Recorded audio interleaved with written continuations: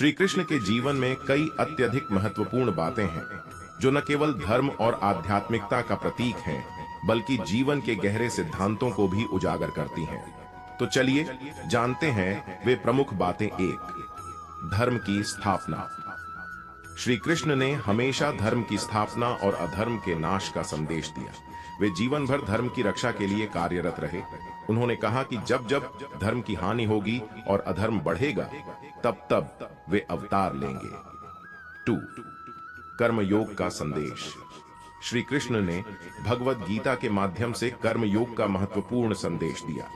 उनका कहना था कि मनुष्य को निष्काम भाव से कर्म करना चाहिए, फल की चिंता किए बिना। यह कर्मयोग का सिद्धांत जीवन में संतुलन और शांति पाने का मार्ग दिखाता है। 3, भगवद गीता का उपदेश। महाभारत के युद्ध के दौरान अर्जुन जब युद्ध करने से हिचकिचा रहे थे, तब श्री कृष्ण ने उन्हें भगवद गीता का उपदेश दिया। गीता में उन्होंने जीवन, मृत्यु, आत्मा, कर्म, श्री कृष्ण ने भक्ति मार्ग की महत्ता को स्थापित किया। उन्होंने यह बताया कि भगवान की सच्ची भक्ति ही मनुष्य को मोक्ष का मार्ग दिखा सकती है। उनकी गोपियों के साथ की गई रासलीला भक्ति और प्रेम का प्रतीक है। 5, संपूर्ण व्यक्तित्व। श्री कृष्ण का व्यक्तित्व बहुत ही बहुआयामी था। वे एक आदर्श पुत्र, प्रेमी, मित्र, गुरु और राजा थे। उनका हर रूप और व्यवहार समाज के लिए एक प्रेरणा है।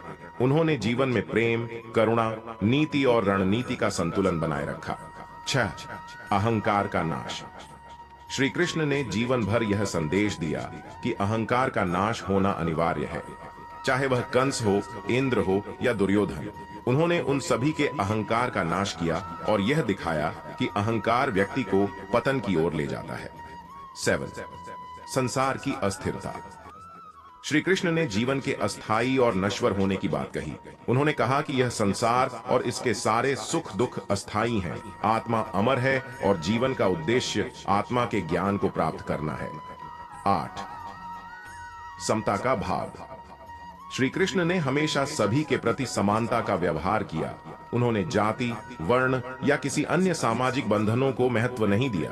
उन्होंने सुदामा, जो कि गरीब थे, के साथ भी वही प्रेम और आदर दिखाया जो वे अपने राजसी मित्रों के साथ करते थे। 9, समाज सुधारक के रूप में। श्री कृष्ण ने समाज में व्याप्त कुरीतियों और अन्याय के खिलाफ संघर्ष किया।